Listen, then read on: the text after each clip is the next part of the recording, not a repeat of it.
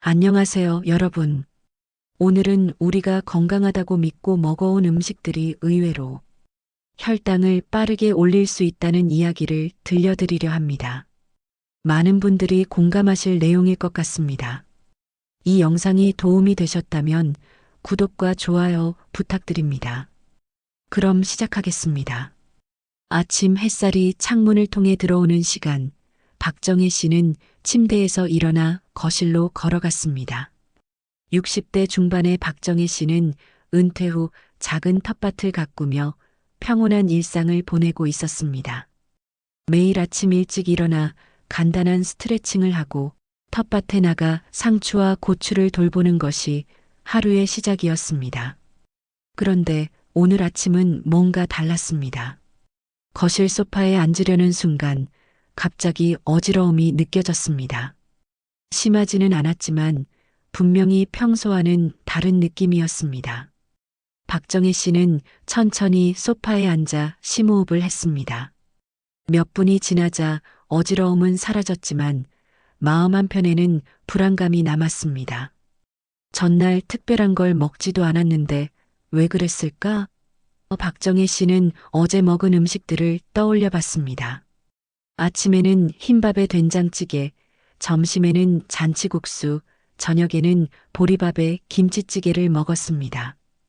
평소와 다를 것 없는 식사였습니다. 간식으로 바나나 한 개를 먹었고 오후에는 커피 믹스를 한 잔 마셨습니다. 점심시간이 되기 전 박정희 씨는 또다시 이상한 느낌을 받았습니다. 갑자기 허기가 몰려왔고 손이 약간 떨리는 것 같았습니다. 이마에는 식은땀이 맺혔습니다. 서둘러 부엌으로 가서 식빵에 딸기잼을 발라 먹었습니다.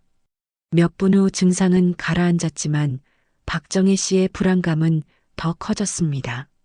그날 오후 박정희 씨는 동네 의원을 찾았습니다. 의사는 간단한 검사를 한 후 조심스럽게 말했습니다.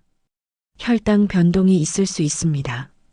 정확한 상태는 더 자세한 검사가 필요하지만 식습관을 한번 점검해 보시는 게 좋겠습니다.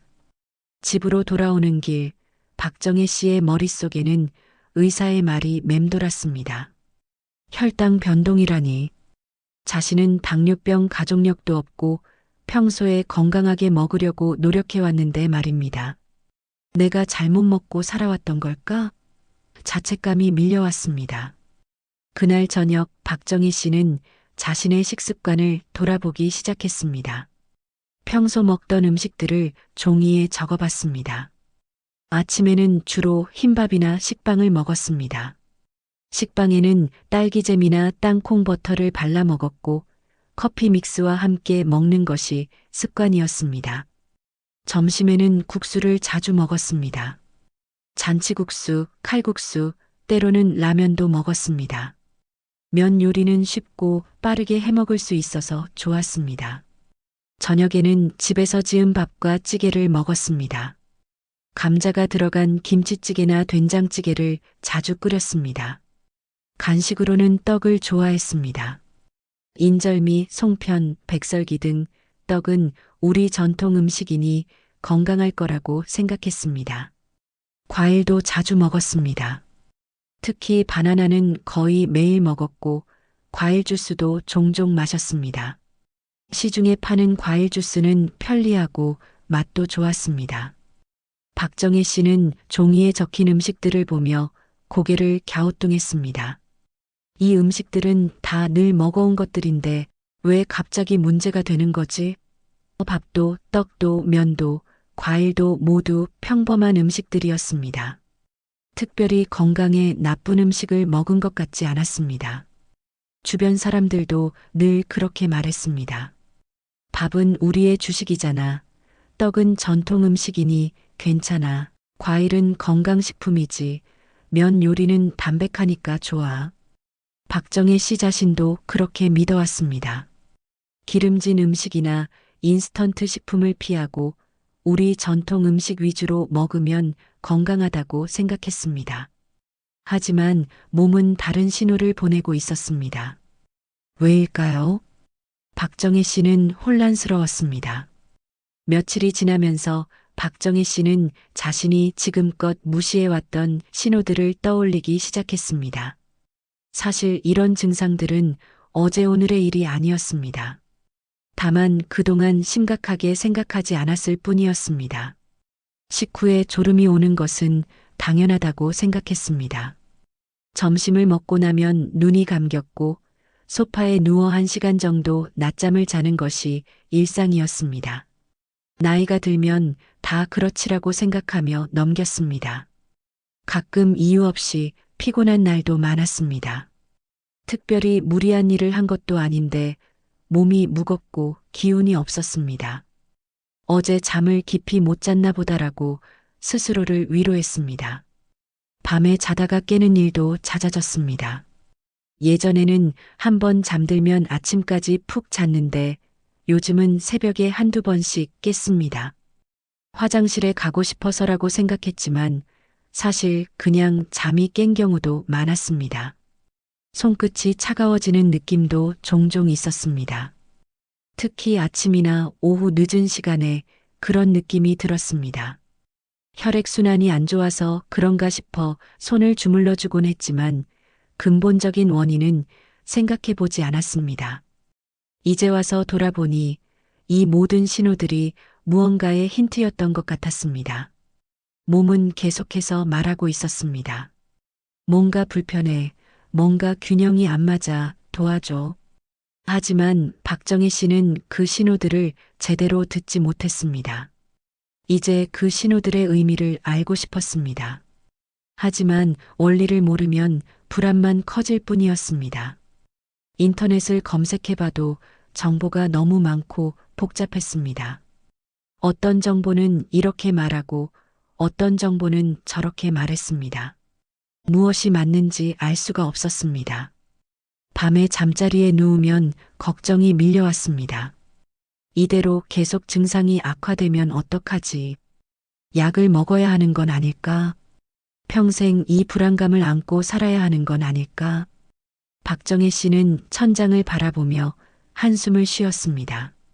일주일 후 박정희 씨는 지역 문화센터에서 열리는 건강 강좌에 참석했습니다. 평소에는 그다지 관심이 없었지만 요즘 상태가 신경 쓰여서 가보기로 했습니다. 강좌가 끝난 후 같은 동네에 사는 이영숙 씨와 마주쳤습니다. 이영숙 씨도 60대 중반으로 박정희 씨와는 가끔 동네에서 마주치면 인사를 나누는 사이였습니다. 두 사람은 문화센터 근처 카페에 앉아 차를 마시게 되었습니다. 자연스럽게 건강 이야기가 나왔고 박정희 씨는 최근 겪고 있는 증상들을 조심스럽게 이야기했습니다. 이영숙 씨는 고개를 끄덕이며 말했습니다. 저도 비슷한 경험이 있어요. 몇 년 전 일인데 그때 정말 힘들었습니다. 이영숙 씨는 자신이 겪었던 혈당 불안정 증상에 대해 이야기했습니다. 식후 극심한 졸음, 갑작스러운 허기, 손 떨림, 어지러움 등 박정희 씨가 겪고 있는 것과 비슷한 증상들이었습니다. 저도 처음에는 왜 그런지 몰랐어요. 건강하게 먹으려고 노력했는데도 계속 그런 증상이 있었습니다. 이영숙 씨가 말을 이었습니다. 그런데 어느 날 건강 프로그램에서 음식의 순서와 조합에 대한 이야기를 듣고 조금씩 바꿔보기 시작했어요. 박정희 씨는 귀가 번쩍 뜨였습니다. 음식의 순서요? 그게 무슨 의미인가요? 이영숙 씨는 천천히 설명했습니다. 문제는 음식 자체가 아니라 어떻게 들어오느냐였어요.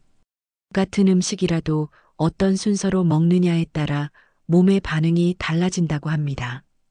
그리고 건강한 줄 알았던 것들이 오히려 혈당을 빨리 올린다는 것도 알게 되었습니다. 박정희 씨는 처음 듣는 이야기였습니다. 음식의 순서가 그렇게 중요하다니. 그동안 자신은 무엇을 먹느냐에만 신경 썼지 어떻게 먹느냐는 생각해 본 적이 없었습니다. 예를 들어 어떤 음식들이 그런가요? 박정희 씨가 물었습니다. 이영숙 씨는 잠시 생각하더니 말했습니다. 일반적으로 빨리 소화되고 흡수되는 음식들이 그렇습니다. 흰밥, 떡, 면 같은 것들이요. 그리고 의외로 과일 주스나 커피 믹스처럼 당이 많이 들어간 음료도 마찬가지입니다. 저도 처음 알았을 때 놀랐어요. 이런 음식들이 문제였다니. 박정혜 씨는 충격을 받았습니다. 자신이 매일 먹던 음식들이었습니다. 아침에 흰밥과 커피 믹스, 점심에 국수, 간식에 떡과 과일 주스. 이 모든 것들이 혈당을 빠르게 올릴 수 있다는 말이었습니다. 카페에서 두 사람의 대화는 계속되었습니다. 이영숙 씨는 자신이 배운 내용들을 박정혜 씨에게 차근차근 설명했습니다. 제가 의료 전문가는 아니고 그저 제가 경험하고 배운 것들을 말씀드리는 거예요. 정확한 건 전문가와 상담하시는 게 좋습니다. 혈당을 빠르게 올리는 음식들에는 공통점이 있어요. 첫째는 정제된 탄수화물입니다. 흰쌀, 흰밀가루처럼 도정 과정을 많이 거친 것들이죠. 둘째는 당류가 많이 들어간 음식입니다. 설탕, 물엿, 과당 같은 것들이요.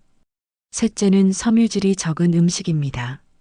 섬유질은 소화를 천천히 하게 만들어주는데 그게 적으면 빨리 흡수됩니다. 박정혜 씨는 고개를 끄덕이며 들었습니다.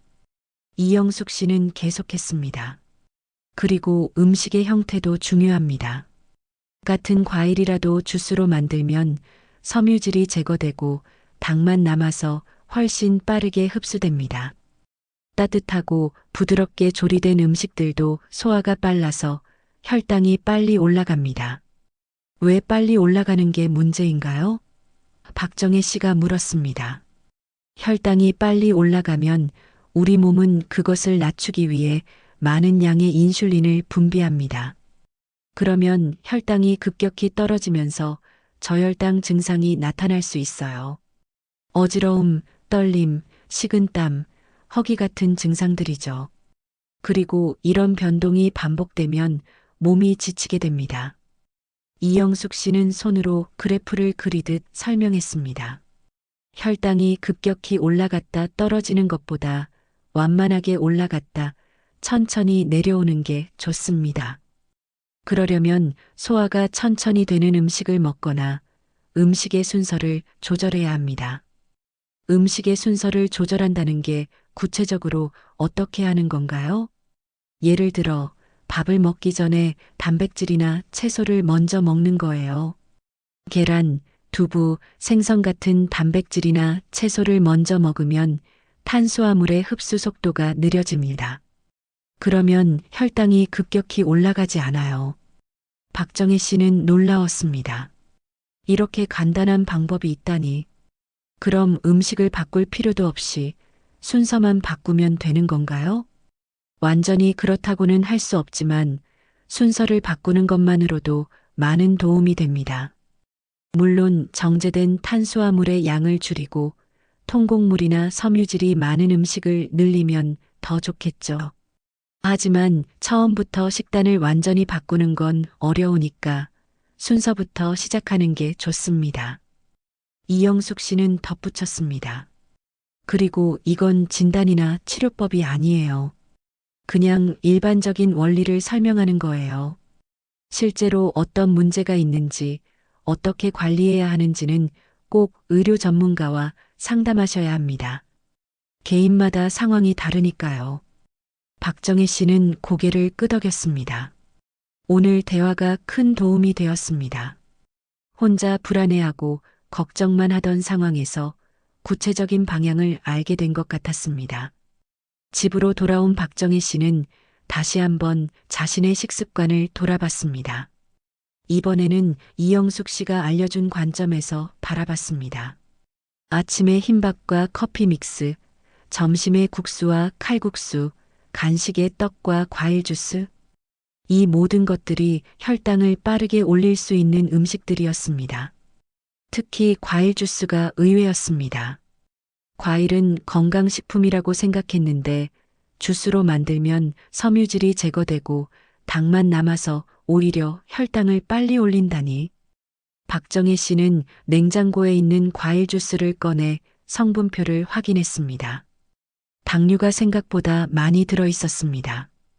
커피 믹스도 마찬가지였습니다. 편하게 마시기 좋아서 매일 두세 잔씩 마셨는데 성분표를 보니 설탕이 상당히 많이 들어 있었습니다. 이걸 하루에 여러 번 마셨으니 박정혜 씨는 한숨을 쉬었습니다. 떡도 그랬습니다.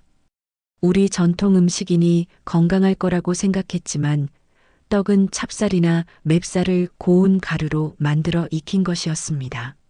소화가 매우 빠르게 되는 형태였습니다. 게다가 인절미에는 설탕이나 꿀이 묻어 있어서 당이 더 많았습니다. 면 요리도 문제였습니다. 국수, 칼국수, 라면 모두 밀가루로 만든 음식이었습니다. 게다가 국물이 있어서 면이 부드럽게 익혀져 소화가 더 빨랐습니다. 박정혜 씨가 자주 먹던 잔치국수는 국물도 달콤했습니다. 설탕이나 물엿이 들어간 것이었습니다. 내가 한 번도 혈당을 생각하면서 먹어본 적이 없었구나. 박정혜 씨는 깨달았습니다. 그저 배고프면 먹고 맛있으면 더 먹고 간편하면 자주 먹었습니다. 음식이 몸에 들어가서 어떻게 작용하는지는 생각해 본 적이 없었습니다. 하지만 자책하고 싶지는 않았습니다. 몰랐던 것 뿐이었습니다. 이제 알았으니 바꿔나가면 되는 것이었습니다. 박정혜 씨는 다짐했습니다. 천천히 하나씩 바꿔보자. 다음 날 아침부터 박정혜 씨는 변화를 시작했습니다. 이영숙 씨가 알려준 방법들을 하나씩 시도해 보기로 했습니다. 완벽하게 할 필요는 없었습니다. 할 수 있는 것부터 천천히 바꿔나가면 되었습니다. 아침 식사를 준비하며 박정혜 씨는 평소와 다른 순서로 음식을 차렸습니다. 흰밥 대신 현미밥을 지었고 밥을 먹기 전에 먼저 계란 반숙 하나를 먹었습니다. 그리고 상추와 깻잎을 몇 장 먹은 후에 밥을 먹었습니다. 밥의 양도 평소보다 조금 줄였습니다. 커피 믹스 대신 블랙커피를 마셨습니다. 처음에는 쓴맛이 익숙하지 않았지만 우유를 조금 넣으니 마실만 했습니다. 설탕은 넣지 않았습니다. 점심 때는 국수 대신 잡곡밥과 생선구이, 채소 반찬을 먹었습니다. 역시 밥을 먹기 전에 생선과 채소를 먼저 먹었습니다. 국수가 먹고 싶었지만 당분간은 줄여보기로 했습니다. 간식 시간에는 과일 주스 대신 사과 반 개를 먹었습니다. 주스로 마시는 것과 생과일을 씹어 먹는 것의 차이를 경험하고 싶었습니다. 떡 대신에는 견과류 한 줌을 먹었습니다. 아몬드와 호두를 몇 알 먹으니 출출함이 가라앉았습니다. 저녁에는 밥을 먹기 전에 두부 반모를 먼저 먹었습니다. 그리고 채소 반찬을 충분히 먹은 후에 밥을 먹었습니다. 찌개에 들어가는 감자의 양도 줄였습니다. 며칠을 이렇게 지내보니 몸의 변화가 느껴지기 시작했습니다. 식후에 쏟아지던 졸음이 줄어들었습니다. 예전에는 점심을 먹고 나면 눈을 뜰 수 없을 정도로 졸렸는데 이제는 그 정도는 아니었습니다. 오후 시간에 갑자기 허기가 몰려오는 일도 줄었습니다. 예전에는 오후 3시쯤 되면 배가 고파서 견딜 수 없었는데 이제는 저녁 시간까지 큰 불편 없이 지낼 수 있었습니다. 손 떨림이나 어지러움도 덜했습니다. 완전히 사라진 건 아니었지만 빈도가 확실히 줄어들었습니다.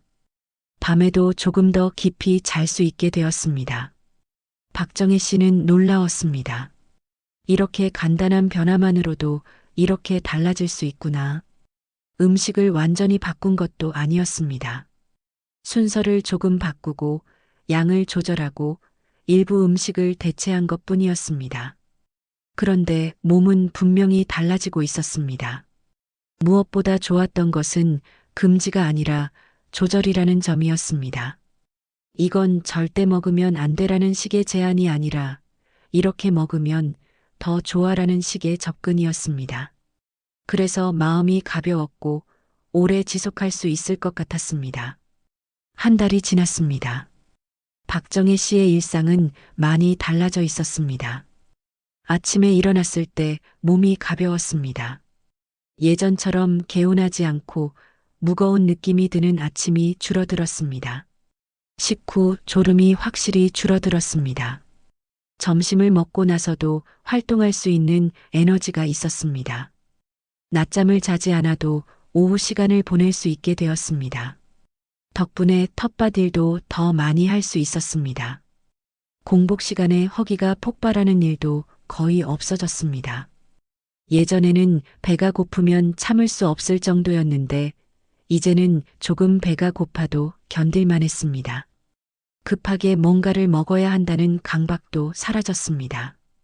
밤에 자다가 깨는 횟수도 줄었습니다. 전에는 한밤중에 두세 번씩 깼는데 이제는 한 번 정도만 깨거나 아예 아침까지 푹 자는 날도 있었습니다. 숙면을 취하니 다음날 컨디션도 좋았습니다. 박정혜 씨는 여기에 걷기 운동을 더했습니다. 매일 저녁 식사 후 30분 정도 동네를 걸었습니다. 빠르게 걷는 것이 아니라 천천히 편안한 속도로 걸었습니다. 걷기 운동을 하고 나면 소화도 잘 되고 잠도 더 잘 왔습니다. 어느 날 동네 의원에서 간단한 검사를 다시 받았습니다. 의사는 결과를 보며 말했습니다. 전보다 많이 안정적이네요. 어떻게 관리하셨어요? 박정혜 씨는 자신이 바꾼 식습관에 대해 이야기했습니다. 의사는 고개를 끄덕이며 말했습니다. 잘하셨습니다. 식습관 개선이 가장 기본이고 중요합니다. 계속 이렇게 관리하시고 정기적으로 체크하러 오세요. 개인차가 있으니 꾸준히 관찰하면서 조절하는 게 중요합니다. 박정혜 씨는 기뻤습니다. 자신의 노력이 헛되지 않았다는 것을 확인한 순간이었습니다. 대단한 치료를 받은 것도 아닌데 왜 이렇게 달라졌을까? 스스로 물었습니다. 답은 명확했습니다. 작은 변화들이 모여 큰 차이를 만든 것이었습니다. 어느 저녁 텃밭에 앉아 노을을 바라보며 박정혜 씨는 과거를 돌아봤습니다. 평생 가족을 위해 살아왔습니다. 아이들을 키우고 집안일을 하고 남편을 뒷바라지하느라 바빴습니다. 자신을 돌볼 시간은 없었습니다. 음식도 마찬가지였습니다. 가족이 좋아하는 것을 만들고 빨리 해먹을 수 있는 것을 선택했습니다. 자신의 몸이 무엇을 필요로 하는지는 생각해 본 적이 없었습니다. 음식은 맛있으니까 먹으면 되는 거지라고만 생각했습니다. 그런데 나이가 들수록 몸은 훨씬 섬세한 반응을 보였습니다. 젊었을 때는 무엇을 먹어도 큰 문제가 없었습니다. 하지만 60대에 접어들면서 몸은 달라졌습니다. 같은 음식을 먹어도 소화가 느려지고 혈당 조절 능력도 떨어졌습니다. 박정혜 씨는 조용히 자신에게 말했습니다. 몸은 늘 알려주고 있었는데 내가 몰랐던 것이었다. 식후 졸음, 갑작스러운 허기, 손 떨림, 어지러움. 이 모든 증상들은 몸이 보내는 신호였습니다. 지금 먹는 방식이 맞지 않아. 조절이 필요해. 도와줘. 하지만 그 신호들을 박정혜 씨는 무시했습니다. 너무 바빠서, 너무 익숙해서, 또는 중요하지 않다고 생각해서 그렇게 몇 년을 보냈고 결국 증상은 더 심해졌습니다. 이제는 달랐습니다. 박정혜 씨는 자신의 몸에 귀 기울이기 시작했습니다. 어떤 음식을 먹었을 때 기분이 좋은지, 어떤 음식을 먹었을 때 불편한지를 관찰했습니다. 몸이 보내는 신호를 존중하고 그에 맞춰 식습관을 조절했습니다. 그러면서 깨달았습니다. 나이가 문제가 아니라는 것을요. 나이가 들면 몸이 변하는 것은 사실이지만 그렇다고 해서 아무것도 할 수 없는 건 아니었습니다. 오히려 나이가 들었기 때문에 더 세심하게 관리해야 했습니다. 박정혜 씨는 스스로에게 약속했습니다. 이제는 내 몸을 먼저 생각하자. 가족도 중요하지만 내가 건강해야 가족을 돌볼 수 있다. 나를 소중히 여기는 것이 이기적인 게 아니라 현명한 선택이다. 박정희 씨는 자신의 식습관을 정리하기 시작했습니다. 완전히 새로운 식단을 짜는 것이 아니라 기존 습관을 조금씩 개선하는 방식이었습니다. 무리하지 않고 지속 가능한 변화를 만들고 싶었습니다. 첫 번째 원칙은 좋아하는 음식은 그대로 두되 나를 무너뜨리지만 않게 먹겠다는 것이었습니다. 국수를 완전히 끊는 대신 일주일에 한두 번만 먹기로 했습니다. 그리고 국수를 먹을 때는 채소와 단백질을 함께 넉넉히 넣었습니다. 떡도 마찬가지였습니다. 좋아하는 음식을 완전히 포기할 수는 없었습니다. 대신 떡을 먹을 때는 견과류나 우유와 함께 먹어서 흡수 속도를 늦췄습니다.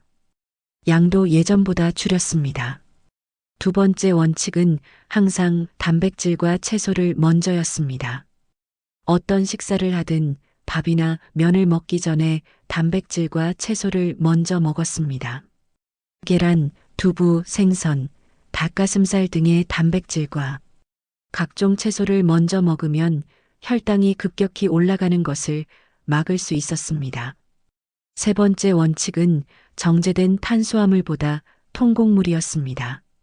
흰밥 대신 현미밥이나 잡곡밥을 먹었습니다. 흰빵 대신 통밀빵을 선택했습니다. 처음에는 식감이 낯설었지만 익숙해지니 오히려 더 고소하고 맛있었습니다. 네 번째 원칙은 액체보다 고체였습니다. 과일 주스 대신 생과일을 먹었습니다. 커피 믹스 대신 블랙커피에 우유를 조금 넣어 마셨습니다. 액체 형태는 빨리 흡수되지만 고체 형태는 씹는 과정에서 소화가 천천히 진행되었습니다. 다섯 번째 원칙은 운동을 식습관과 연결하기였습니다. 매일 저녁 식사 후 30분 걷기를 실천했습니다. 식후 혈당이 오를 때 가벼운 운동을 하면 혈당 조절에 도움이 된다는 것을 알았습니다. 박정희 씨는 이 원칙들을 종이에 적어 냉장고에 붙여놓았습니다. 매일 보면서 상기시켰습니다. 완벽하게 지키지 못하는 날도 있었습니다. 하지만 그것 때문에 자책하지 않았습니다. 중요한 것은 방향이었습니다. 조금씩 꾸준히 나아가는 것이었습니다. 몇 달이 지나면서 박정희 씨는 중요한 깨달음을 얻었습니다. 처음에는 나이가 들어서 이런 문제가 생겼다고 생각했습니다.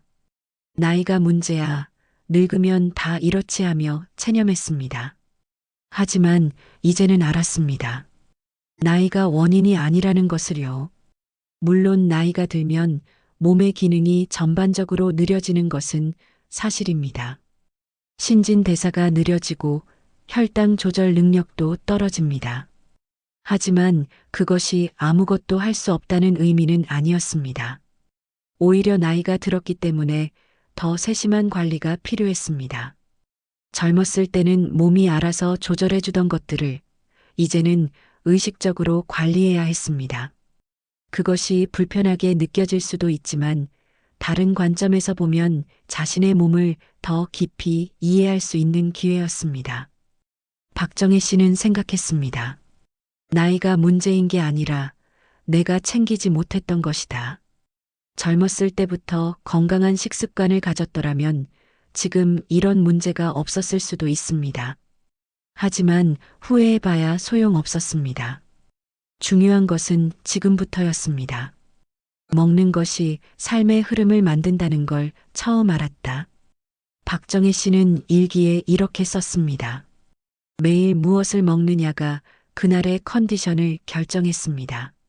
아침을 어떻게 먹느냐가 오전 시간의 활력을 좌우했고 점심을 어떻게 먹느냐가 오후의 졸음을 결정했습니다. 그리고 하루하루의 식습관이 모여 건강을 만들었습니다. 한 끼의 식사는 작은 선택처럼 보이지만 그 선택들이 쌓여서 몸의 상태를 만들었습니다. 좋은 선택을 반복하면 몸이 좋아졌고 나쁜 선택을 반복하면 몸이 나빠졌습니다. 몸은 나를 벌주려는 게 아니라 나를 살리려는 거였다. 이것이 박정희 씨가 얻은 가장 큰 깨달음이었습니다. 어지러움, 떨림, 졸음 같은 증상들은 몸이 잘못되어서 나타나는 게 아니었습니다. 몸이 지금 먹는 방식이 맞지 않아 바꿔줘라고 말하는 것이었습니다. 그 신호를 듣고 반응하면 몸은 다시 균형을 찾았습니다. 몸은 항상 균형을 추구했습니다. 스스로 치유하려는 힘을 가지고 있었습니다. 다만 우리가 그것을 방해하지 않고 도와주기만 하면 되었습니다. 몇 달 후 박정희 씨는 문화센터에서 이영숙 씨를 다시 만났습니다.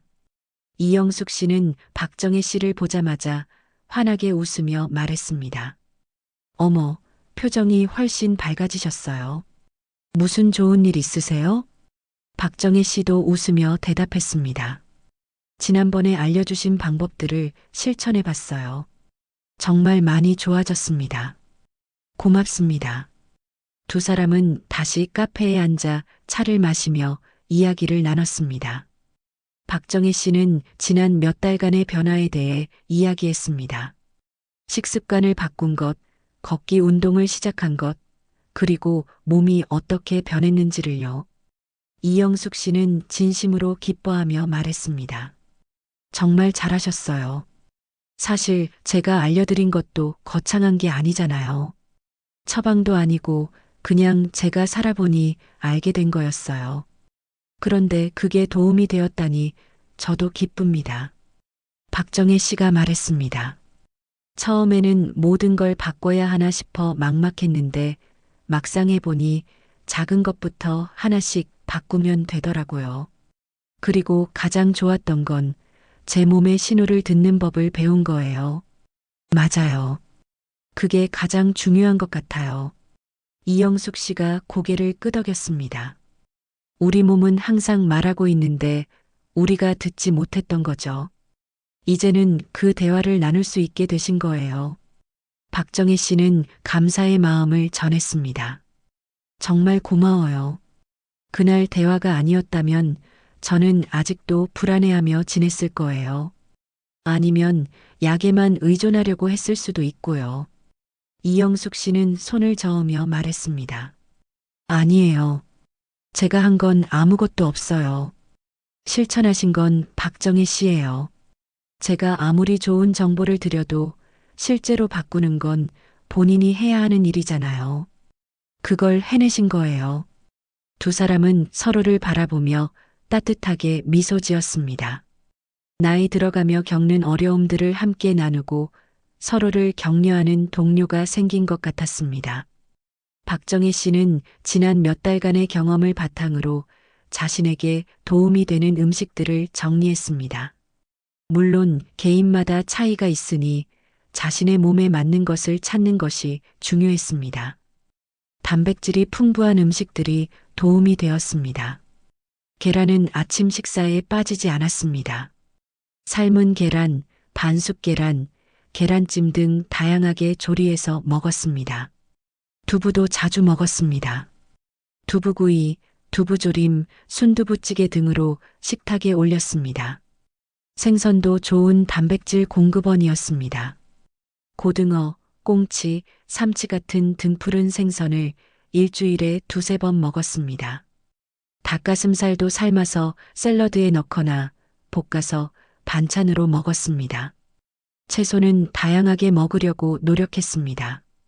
특히 녹색 채소를 많이 먹었습니다. 상추, 깻잎, 시금치, 브로콜리, 양배추 등을 매 끼니마다 충분히 먹었습니다. 색깔이 진한 채소일수록 영양소가 풍부하다는 것을 알았습니다. 견과류도 간식으로 좋았습니다. 아몬드, 호두, 땅콩 등을 하루에 한 줌 정도 먹었습니다.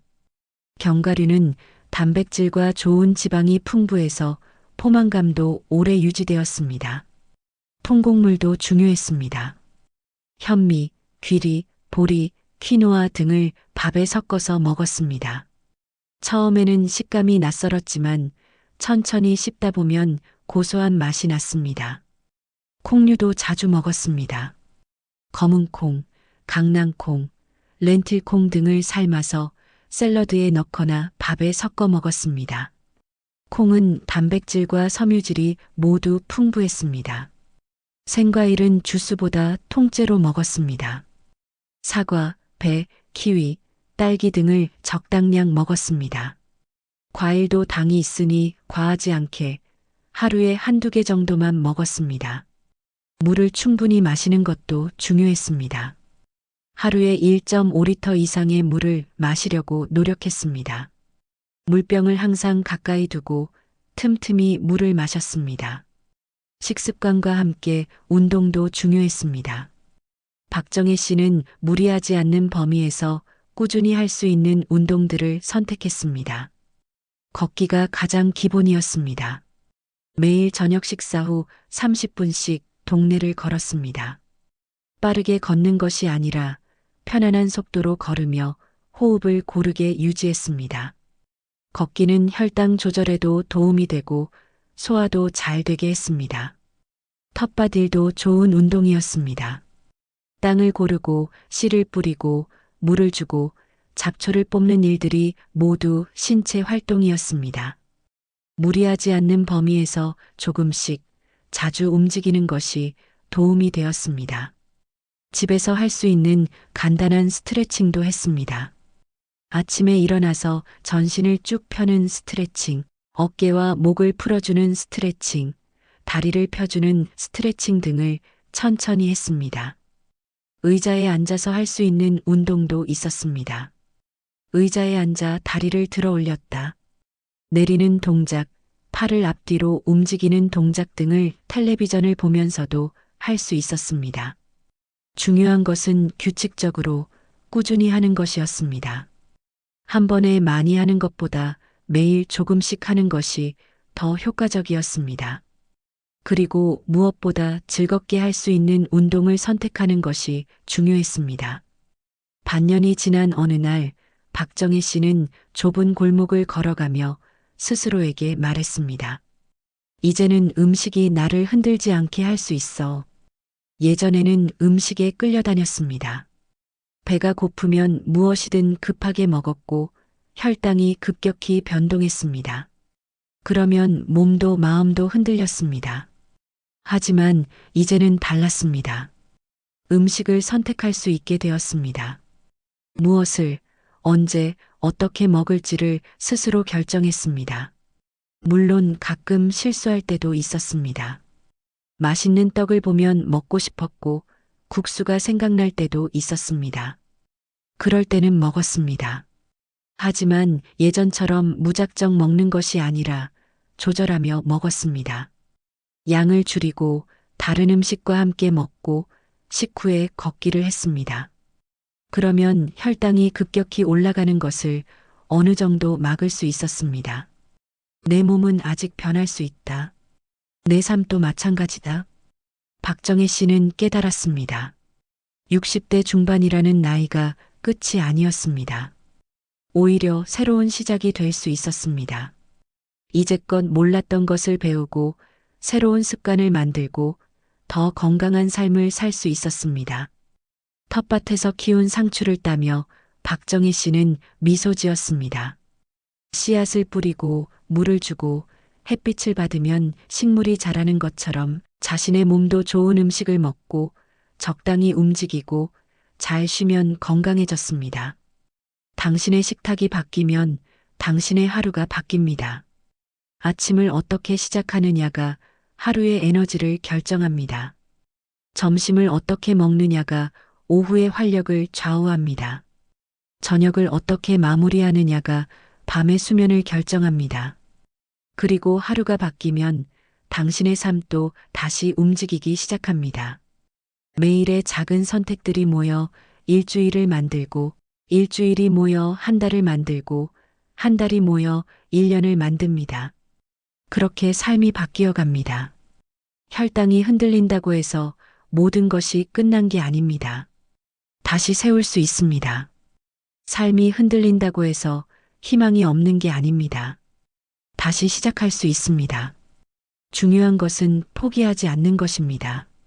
박정혜 씨는 오늘도 텃밭을 가꾸고 건강한 식사를 준비하고 저녁에는 동네를 걷습니다.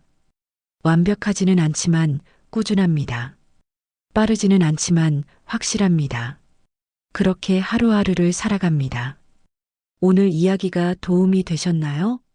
우리가 건강하다고 생각하고 먹는 음식 중에도 혈당을 빠르게 올릴 수 있는 것들이 많습니다. 흰밥, 떡, 면, 과일 주스, 커피 믹스 같은 것들이죠. 중요한 것은 이런 음식들을 완전히 피하는 게 아니라 어떻게 먹느냐입니다. 식사 순서를 바꿔보세요. 밥을 먹기 전에 단백질과 채소를 먼저 먹으면 혈당이 급격히 올라가는 것을 막을 수 있습니다. 정제된 탄수화물보다는 통곡물을 선택하고 과일 주스보다는 생과일을 먹고 식후에는 가벼운 걷기를 해보세요. 물론 개인마다 상황이 다릅니다. 정확한 진단과 관리 방법은 의료 전문가와 상담하시는 것이 중요합니다. 오늘 이야기는 일반적인 정보와 경험을 나눈 것일 뿐 의학적 조언이 아닙니다. 하지만 한 가지는 분명합니다. 작은 변화가 큰 차이를 만들 수 있다는 것입니다. 포기하지 마세요. 당신의 몸은 아직 변할 수 있습니다. 당신의 삶도 다시 움직일 수 있습니다. 이 영상이 도움이 되셨다면 구독과 좋아요 부탁드립니다. 여러분의 건강한 일상을 응원합니다. 감사합니다.